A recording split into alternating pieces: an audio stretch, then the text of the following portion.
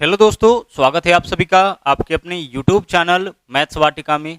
दोस्तों मैं हूं रूपेश यादव और इस वीडियो में हम लोग रीजनिंग के 20 ऐसे क्वेश्चन को देखने वाले हैं जो कि आपके एग्जाम के पॉइंट ऑफ व्यू से बहुत ही ज़्यादा महत्वपूर्ण है, जो अक्सर आपके एग्जाम में रिपीट करता है। तो आइए आज के सेट की शुरुआत करते हैं। इससे पहले भी हमने इस सीरीज के कई वीडियोज़ को ऑलरेडी अपलोड कर दिया है। अगर आपने अब तक उन वीडियोज़ को नहीं देखा है तो उसे भी जरूर देखिए। इस वीडियो के डिस्क्रिप्शन में कंप्लीट वीडियो का प्लेलिस्ट आपको मिल जाएगा। तो आइए आज के सेट की हम लोग शुरुआत करते हैं। यहाँ पे जो पहला क्वेश्चन है वह आपका है काउंटिंग ऑफ ट्रायंगल से। हमें इस आकृति में काउंट करके बताना है कि कुल कितने त्रिभुज है। ऐसी आकृति में पहले भी आप देखे थे कि स्ट्रेट लाइन कितना है, मतलब सरल रेखाएं सीधी रेखाएं कितना है, इसको काउंट करना सीखे थे। आज हम लोग इसी आकृति में काउंट करना सीखेंगे कितने त्रिभुज हैं। तो देखिए, त्रिभुज के संख्या को काउंट करने का ट्रिक है ऐसे फिगर में कि जितने भी आपको छोटे छोटे त्रिभुज दिख रहे हैं उसको आप काउंट करिए। तो देखिए 1 2 3 4 5 6 7 8 9 10 11 12 13 14 15 16। छोटा छोटा कितना त्रिभुज दिखा? 16। तो जितना छोटा छोटा त्रिभुज दिखा है उसको डबल करिए। तो 16 दिखा है तो 16 का डबल कितना हो जाएगा? 32। और माइनस कर लीजिए 5। तो 32 माइनस 5 यानी कि इस आकृति में कुल मिला के 27 त्रिभुज हो जाएगा। ऐसे फिगर में त्रिभुज काउंट करने का तरीका है कि जितना भी छोटा छोटा त्रिभुज है उसको काउंट करिए, मतलब कि उसको हम लोग n से डिनोट करेंगे तो 2n, और 2n माइनस 5 करेंगे तो इससे पता लग जाएगा कि इस आकृति में कुल कितने त्रिभुज है। वैसे भी देखिए, पहला लाइन में एक त्रिभुज, उसके बाद 3, उसके बाद 5, उसके बाद 7। तो 1 और 3 4 5 9 7 16, 16 का डबल 32, 32 माइनस 5 यानी कि 27 त्रिभुज हो जाएगा आपका इस आकृति में। आंसर हो जाएगा इस क्वेश्चन का विकल्प बी। आगे बढ़िए, अगला क्वेश्चन देखिए क्या है। बोला है शहर डी एम के पश्चिम में है। अब देखिए पश्चिम का मतलब क्या होता है, ध्यान से समझिएगा। दाहिने हाथ की तरफ आपका पूरब दिशा होता है, ठीक है। कोई भी व्यक्ति दाहिने हाथ की तरफ है मतलब पूरब में है, या पूरब है मतलब आपसे दाहिनी हाथ की तरफ होगा। पश्चिम का मतलब होता है बाएं हाथ की तरफ। अगर व्यक्ति बाएं हाथ की तरफ है यानी कि पश्चिम में है। ऊपर में है इसका मतलब है कि उत्तर में है, नॉर्थ। और नीचे में है इसका मतलब है कि दक्षिण में है, मतलब कि साउथ, ठीक है। दाहिने हाथ की तरफ पूरब दिशा, बाएं हाथ की तरफ पश्चिम दिशा, ऊपर में उत्तर दिशा और नीचे में दक्षिण दिशा होता है। ओके, अब देखिए क्या बोला है। शहर डी एम के पश्चिम में। डी कहाँ है? एम के पश्चिम में। तो पहले एम को बिठाएं और एम के पश्चिम में यानी कि एम के दाहिने हाथ की तरफ डी होगा। देखिए बाएं हाथ की तरफ डी होगा, बाएं हाथ की तरफ पश्चिम दिशा है। तो डी एम के पश्चिम में, तो एम को बिठाएं और एम के पश्चिम में यानी कि एम के बाएं हाथ की तरफ हम डी को बिठा दिए। आगे शहर आर डी के दक्षिण में। आर कहाँ है? डी के दक्षिण में। तो दक्षिण दिशा कहाँ होगा? नीचे। तो डी के दक्षिण में कौन है? आर, यानी कि डी के नीचे आपका हो जाएगा आर। ओके, शहर आर डी के दक्षिण में। दक्षिण मतलब है कि डी के नीचे आर होगा। शहर के आर के पूरब में। के कहाँ है? आर के पूरब। पूरब मतलब कि दाहिने हाथ की तरफ। के कहाँ है? आर के पूरब। तो आर के पूरब में मतलब यहाँ पे आपका के है। अब क्या पूछ रखा है? बोला है शहर डी की अपेक्षा किस दिशा में। के बारे में बोला है कि के डी के अपेक्षा किस दिशा में, यानी अगर हम डी से चले के की ओर तो हमें इस तरीके से चलना पड़ेगा। तो यह कौन सा दिशा है? देखिए नीचे की ओर है, मतलब कि साउथ, और दाहिने हाथ की तरफ यही डायरेक्शन है ना, इसी डायरेक्शन में तो है ना, गौर से देख लीजिए। तो तिरछा वाला हमेशा सब डायरेक्शन होता है। तो नीचे की ओर यानी कि दक्षिण, दाहिने हाथ की तरफ यानी पूरब, तो दक्षिण पूरब में हो जाएगा, ठीक है। के जो शहर है वह डी के किस दिशा में हो जाएगा? दक्षिण पूरब दिशा में आपका हो जाएगा। तो आंसर हो जाएगा इस क्वेश्चन का दक्षिण पूरब। अगले क्वेश्चन में चलिए। यह क्वेश्चन आपका पजल से है, डाटा सफिशिएंसी भी इसको कह सकते हैं। बोला पी क्यू आर एस और टी प्रत्येक का अलग अलग वजन है। आगे आर एस से भारी है। आर जो है ना वह आपका एस से भारी है, यानी एस के ऊपर में आर होगा। जो भारी होगा उसको ऊपर रखेंगे, जो हल्का होगा उसको नीचे रखेंगे। आर एस से भारी है तो आर एस के ऊपर, परंतु टी से हल्का है। आर एस से तो भारी है लेकिन टी से क्या है? हल्का है। तो आर एस के तो ऊपर रहेगा लेकिन टी के नीचे रहेगा। यहां तक का काम हो चुका है।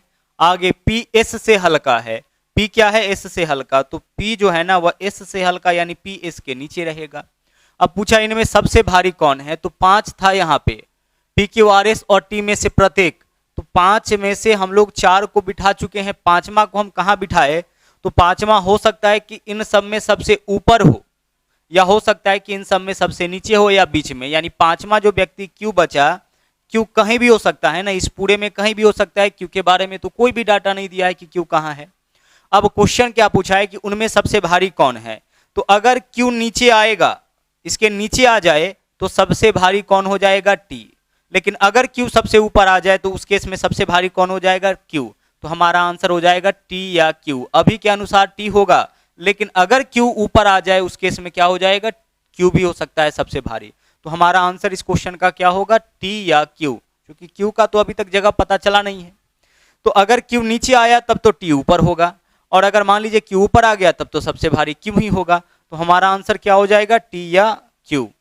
आगे चलिए अगले क्वेश्चन को देखिए। यह क्वेश्चन आपका एनालॉजी से है। इसका जो संबंध इसके साथ है, इसका वही संबंध किसके साथ होगा, तो गौर से देखिएगा क्या संबंध है, समझते हैं। देखिए 4 में से 2 माइनस करिए 2 हो जाएगा, 6 में से 2 माइनस करिए 4 हो जाएगा, 8 में से 1 माइनस करिए 7। पहला दोनों में से 2 माइनस किया, आखिरी वाला में से 1 माइनस, तो 3 में से 2 माइनस करिए 1 होगा, 7 में से 2 माइनस करिए 7 में से 2 माइनस करिए क्या होगा, 5, और आखिरी वाला में से 1 माइनस करिए तो 1 में से 1 माइनस करिएगा 0 हो जाएगा। 150 जो है ना वह आपका सही आंसर हो जाएगा, 150। गौर से देखिए, इसमें से 2 माइनस करेंगे 2, 6 माइनस 2 4, 8 माइनस 1 7, पहले 2 फिर 2 उसके बाद 1 माइनस किया गया। तो उसी तरह से 2 2 और 1 माइनस करेंगे तो क्या आंसर आ जाएगा आपका, 150। आगे बढ़ते हैं, अगले क्वेश्चन को देखिए। 63 से बनाया है 80। अब सोचते हैं हम लोग कि 63 से कैसे 80 बन सकता है।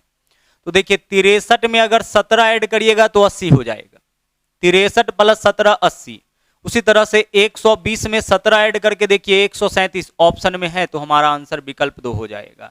63 प्लस 7 17 63 प्लस 17 80 हो जाएगा। उसी तरह से 120 में 17 ऐड करेंगे तो 137 हो जाएगा। आगे चलिए अगला क्वेश्चन देखिए क्या है यहाँ पे। 7 से बनाया है 56। अब 7 से कैसे 56 बनाया होगा, तो 7 का स्क्वायर प्लस 7 करिए 56 हो जाएगा। 7 का स्क्वायर 49, 49 और 7 कितना 56 हो जाएगा। उसी तरीके से 9 से क्या बनेगा, तो 9 से बनाएंगे 9 का स्क्वायर प्लस 9, 9 का स्क्वायर 81 और 9 कितना हो जाएगा 90। तो हमारा आंसर हो जाएगा विकल्प 3। 7 से 56 बनाया है तो 7 का स्क्वायर प्लस 7 करेंगे तो 56। उसी तरीके से 9 का स्क्वायर प्लस 9 करेंगे तो क्या हो जाएगा आपका 90। चलिए बढ़ते हैं अगले क्वेश्चन में।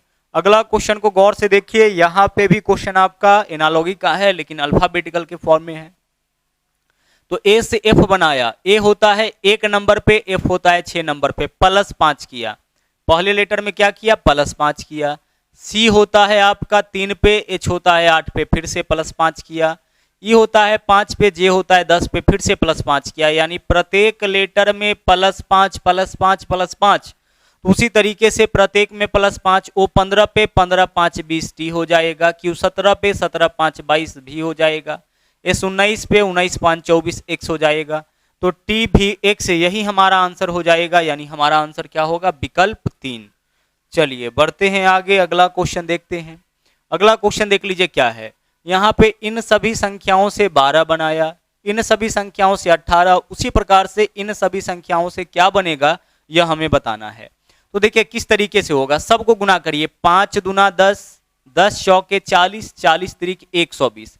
इन सब का गुणनफल कितना आ रहा है 120। इन सब का गुणनफल 120। 120 का 0 हटा दीजिए, क्या आएगा 12।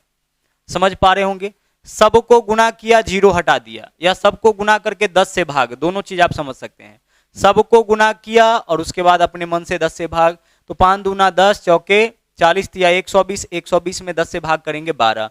यहाँ चेक करते हैं, 3 दूना 6, यहाँ पे 5 या 15 दूना 30 छक्के 180। इन सब का गुणनफल 180 में 10 से भाग करिए 18। उसी तरह से 9 दूना 18 दूना 36, 36 पंचे 180, 180 में 10 से भाग करेंगे क्या हो जाएगा 18 हो जाएगा। उसी तरीके से सबको गुना करिए और 10 से भाग करिए, आपका आंसर आ जाएगा। सबको चारों ओर के संख्याओं को गुना करके 10 से भाग, चारों ओर के संख्याओं को गुना करके 10 से भाग। तो उसी तरीके से चारों ओर के संख्याओं को गुना करके 10 से भाग करेंगे तो हमारा आंसर क्या आ जाएगा, विकल्प 2 यानी कि 18। अगला देखिए क्वेश्चन क्या है। एक पासे की 2 स्थितियां दी गई हैं, जब ऊपर 1 होगा तो नीचे कौन सी संख्या, मतलब 1 के विपरीत में कौन सी संख्या होगी यह हमें बताना है। देखिए यहाँ पे हम लोग क्या करते हैं ना कि इस दोनों पिक्चर को देखेंगे गौर से और देखेंगे कि इस दोनों में कितना संख्या कॉमन है। तो 6 4 इसमें भी है, 6 4 इसमें है, तो कॉमन वाला को आप हटा दीजिए। अगर दो संख्या कॉमन है तो दोनों को हटा दीजिए। अगर एक कॉमन होता तो कॉमन से क्लॉकवाइज में सभी संख्याओं को लिखते, लेकिन जब दो कॉमन हो, और ज्यादातर इस तरह का क्वेश्चन पूछता है, तो जब दो संख्या कॉमन हो तो दोनों कॉमन वाला को आप हटा दीजिए। अब इसमें क्या बचा है 1 और इसमें क्या बचा है 5। इसका मतलब 1 के सामने 5 होगा, 5 के सामने 1 होगा।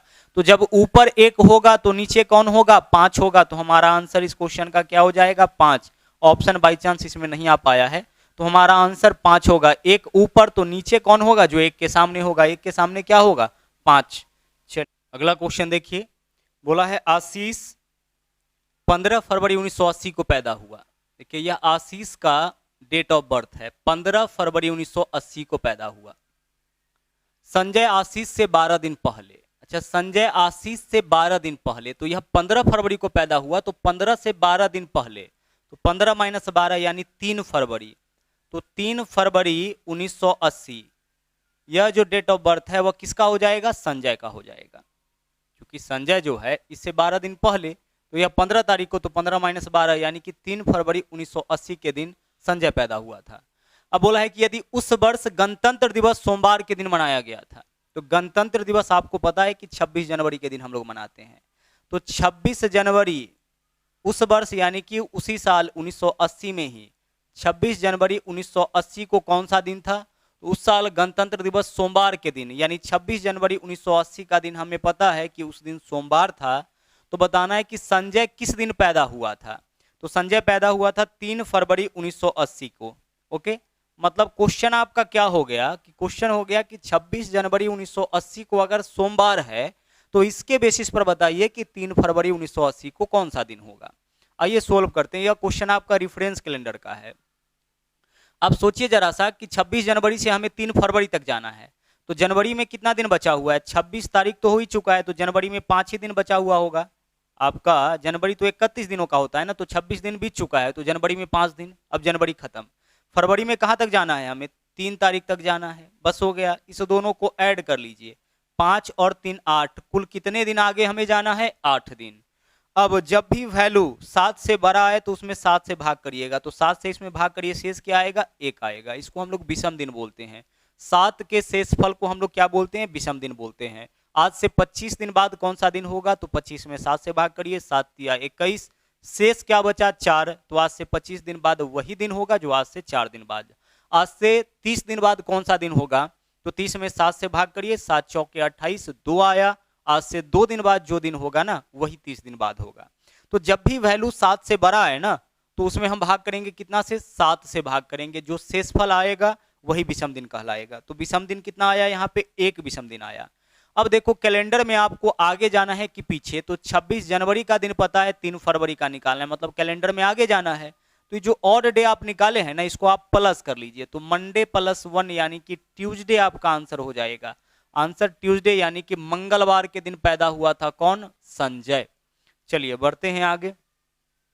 अगला क्वेश्चन देख लीजिए क्या है, 5:15 में घड़ी के दोनों सुइयों के बीच कितने अंश का कोण बनेगा। बहुत ही ज्यादा यह क्वेश्चन आपका रिपीट करता है। यहाँ पे हमें एंगल बताना है, कोण बताना है कि कितने डिग्री का कोण बनेगा 5:15 में। तो देखिए यहाँ पे घंटा वाला समय 5 है और मिनट वाला समय क्या है 15 है।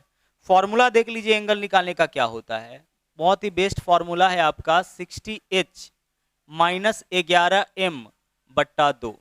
इस फॉर्मूला के मदद से हम लोग हमेशा एंगल निकालेंगे। जब भी घड़ी के घंटा और मिनट के सुई किसी भी समय में घड़ी के घंटे और मिनट के सुई के बीच का कोण आपसे पूछ ले तो हम फॉर्मूला यूज करेंगे 60h माइनस 11m/2।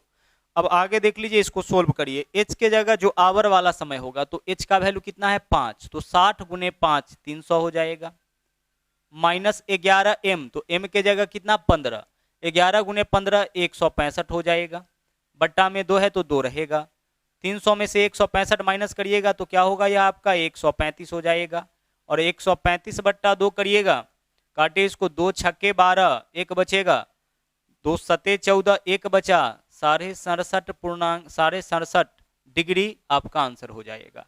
यानी 5:15 में घड़ी के दोनों सुइयों के बीच में यही एंगल आपका बनेगा। आगे बढ़िए। अगला देखिए, एक बार फिर से इसमें हमें काउंट करना है कि कुल कितना त्रिभुज। तो ऐसे आकृति में त्रिभुज काउंट करने का तरीका है कि जितने भी आपको यहाँ पे स्वतंत्र त्रिभुज दिख रहा है ना, उसमें आप नंबरिंग करिए 1 से शुरू करके। तो 1 2 3 4। अब नंबरिंग करने के बाद इस बेसिक फिगर में है ना, कुल मिला के 4 पैटर्न होता है, जिसमें से यह आपका एक पैटर्न है। इससे पहले भी आज हम लोग एक काउंटिंग ऑफ ट्रायंगल में देखे थे, तो वह एक पैटर्न था। तो यहाँ पे क्या करना होता है ना कि जितने भी इंडिविजुअल ट्रायंगल है उसमें नंबरिंग करिए ऐसे क्वेश्चन में, और उसके बाद सबको ऐड कर लीजिए। तो 4 3 7 2 9 और 1 10, मतलब इस आकृति में कुल मिला के कितना त्रिभुज हो जाएगा? 10 त्रिभुज हो जाएगा। इस आकृति में त्रिभुज का संख्या कितना? 10 हो जाएगा। इसमें अगर एक लाइन और खींच दिया गया होता तो फिर से हम लोग नंबरिंग करते 1 2 3 4। इस बेस पर कितना त्रिभुज बनेगा?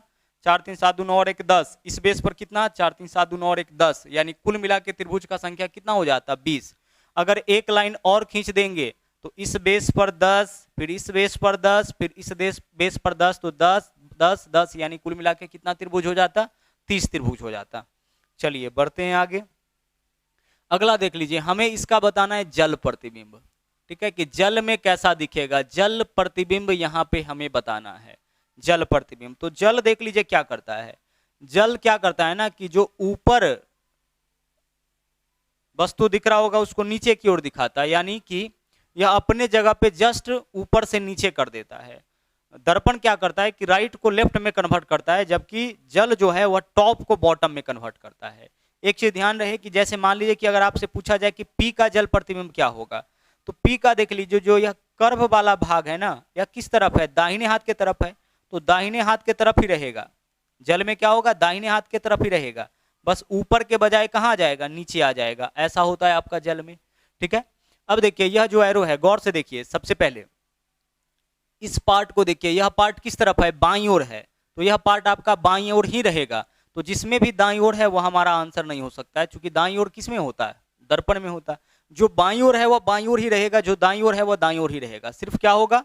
ऊपर से नीचे आ जाएगा। तो यह बाईं ओर है तो बाईं ओर ही रहेगा। तो 2 विकल्प तो आपका ऐसे हट गया।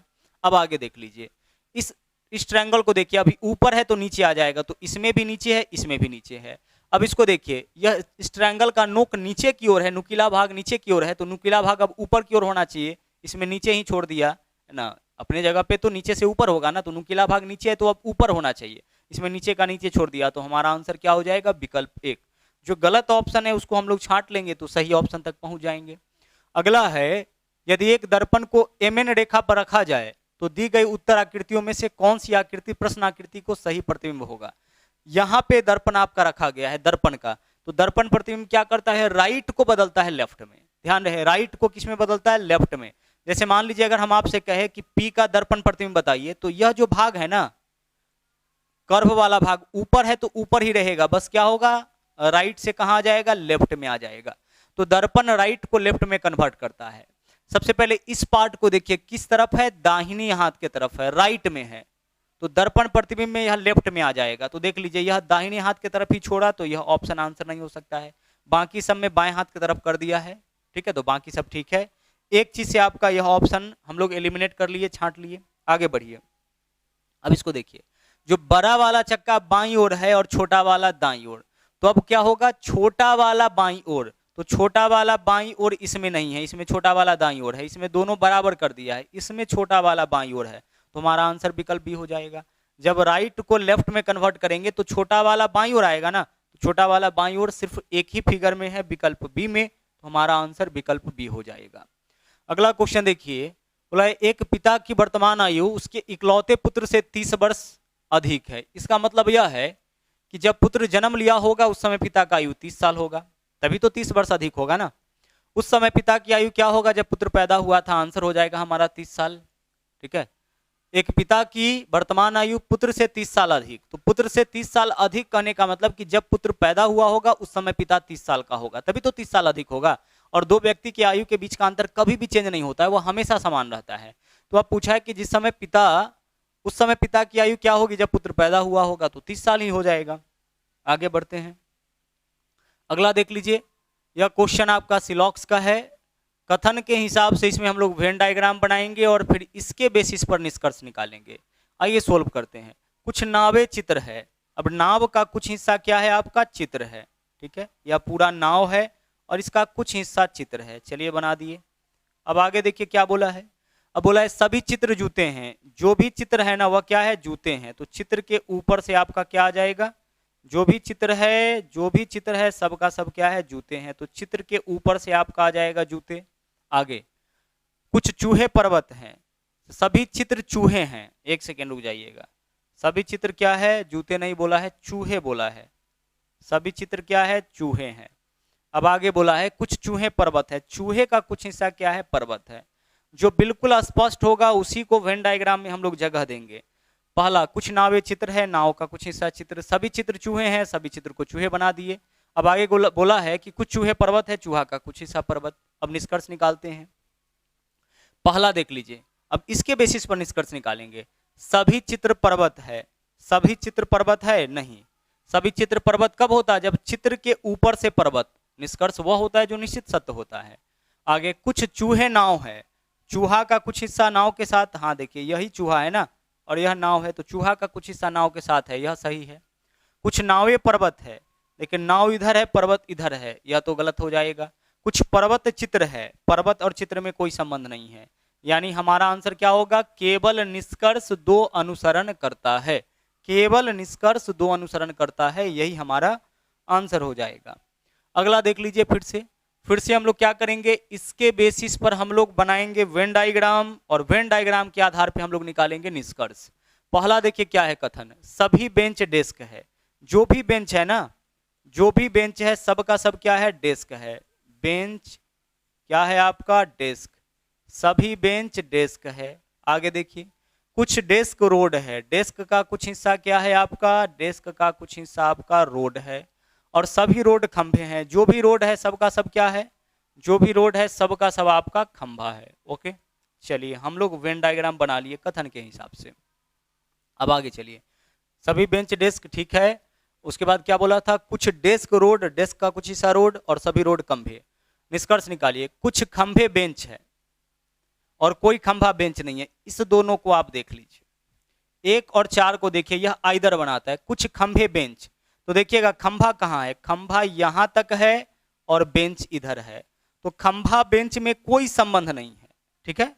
खंभा बेंच में अगर संबंध होता तो हम कुछ खंभे बेंच है वो सही हो जाता, लेकिन खंभा बेंच में कोई संबंध नहीं है। तो जब 2 चीज बिल्कुल अलग अलग आए और एक बार उसके विषय में बोला जाए कि है और एक बार बोला जाए कि नहीं है, तो यह दोनों मिला के आइदर बना लेता है, यानी 1 या 4 हमारा आंसर होगा। एक तो आंसर हमारा क्या होगा, 1 या 4, ठीक है। हम बहुत ही अच्छी तरह से इसको पढ़ा चुके हैं, बहुत ही अच्छी तरह से कथन और निष्कर्ष पढ़ा चुके हैं। आप जाके उस वीडियो को देख सकते हैं।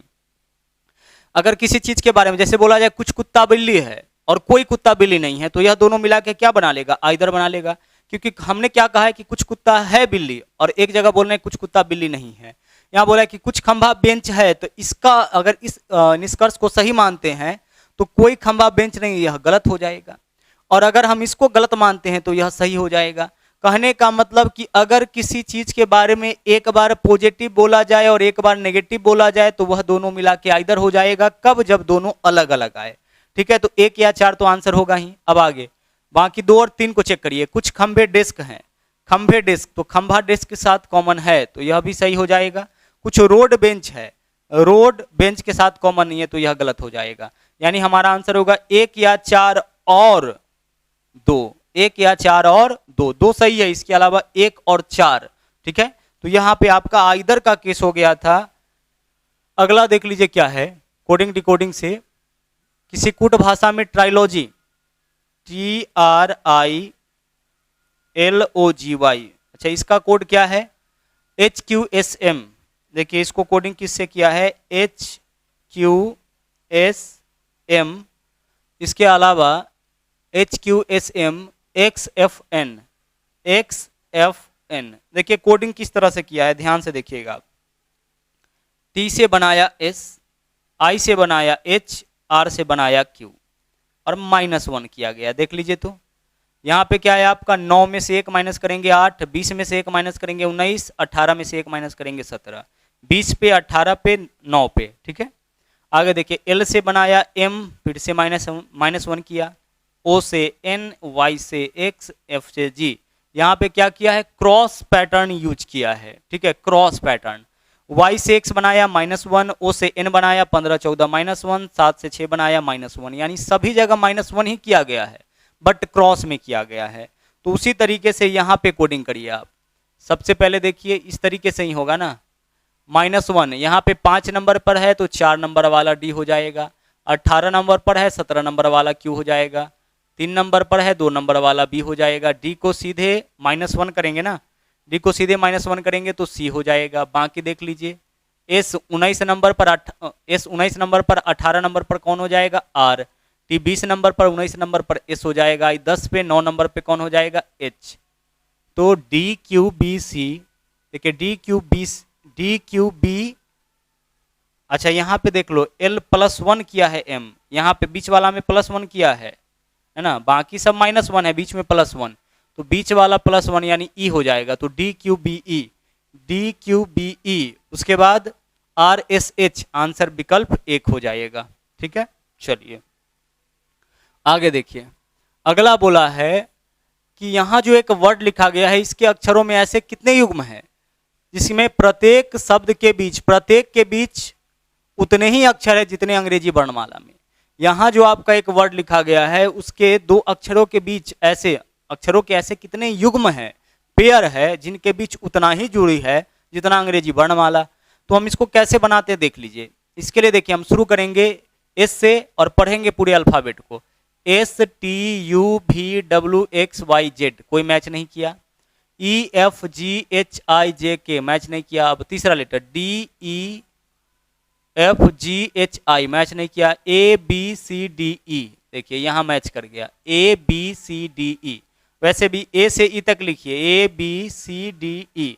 ए और ई के बीच में कितना लेटर है, 3 लेटर है। यहाँ भी देखिए ए और ए के बीच में कितना लेटर है, 3 लेटर है। तो यही जानना चाहता है कि अक्षरों के ऐसे कितने समूह हैं जिनके बीच में उतनी ही दूरी है, उतने ही अक्षर है जितना कि एक्चुअल में अंग्रेजी वर्णमाला में होता है। तो ए और बी के बीच में एक्चुअली में 3 लेटर होता है, यहाँ भी ए और ई के, इस वर्ड में भी ए और ई के बीच में कितना लेटर है, 3 लेटर है। लेटर कोई भी हो लेकिन दूरी उतना ही है। अब यहाँ से TUV देखिए, टी और भी के बीच भी यह भी मैच कर गया, 1 लेटर, अंग्रेजी अल्फाबेट भी लिखिएगा तो टी और भी के बीच में 1 लेटर। IJK VWX हो गया। अब उल्टा भी चेक करना पड़ेगा, EFGHIJKL नहीं, VWXYZ खत्म नहीं करना है, शुरू करिए, ZAB नहीं है, IJKLMN नहीं है, TUVWX नहीं है, ABCDDE यह भी एक मैच करेगा, डी के बाद ही। तो EF कुल मिला 1 2 और 1 3, कितना लेटर है जिनके बीच में उतने ही अक्षर हैं, तो आंसर हो जाएगा हमारा 3। सिर्फ पढ़ना है, जितना बार मैच कर गया वो आपका आंसर हो जाएगा। अगला देखिए ब्लड रिलेशन से है, बोला डी एफ की बहन है, डी और एफ दोनों साथ में रहेगा और डी बहन है तो इसको सर्किल में डाल दीजिए।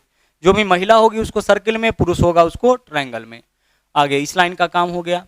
एम एफ का भाई है, एफ का भाई कौन है, एम भाई है तो इसको रख लीजिए ट्रायंगल में। के डी का भाई है, डी का भाई कौन है, के को रख लीजिए ट्रायंगल में और डी के साथ ही रहेगा यहाँ जो भी है भाई बहन।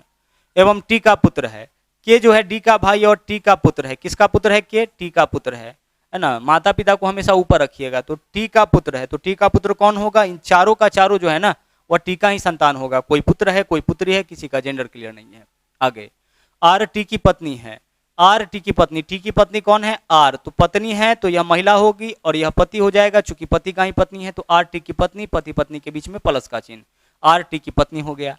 अब बोला है कि गौर से इसको देख लीजिएगा, आर पत्नी है, टी पति है और टी का यह सब संतान है, मतलब यह सब संतान इस दोनों का है, यह दोनों इन सबों का माता पिता और यह सब इन दोनों का संतान। बोला एफ किस प्रकार टी से संबंधित है, यानी एफ कौन है टी का, तो टी का देख लीजिए एफ कौन होगा, एफ का जेंडर क्लियर नहीं है तो पुत्र या पुत्री हो जाएगा, आंसर विकल्प 3। यह सब जो भी है वह क्या है, टी के नीचे जो भी आएगा उसका पुत्र या पुत्री होगा, यह पुत्र है, यह पुत्री है, यह पुत्र है, इसका जेंडर नहीं क्लियर है तो पुत्र या पुत्री हो जाएगा, आंसर विकल्प 3 हो जाएगा।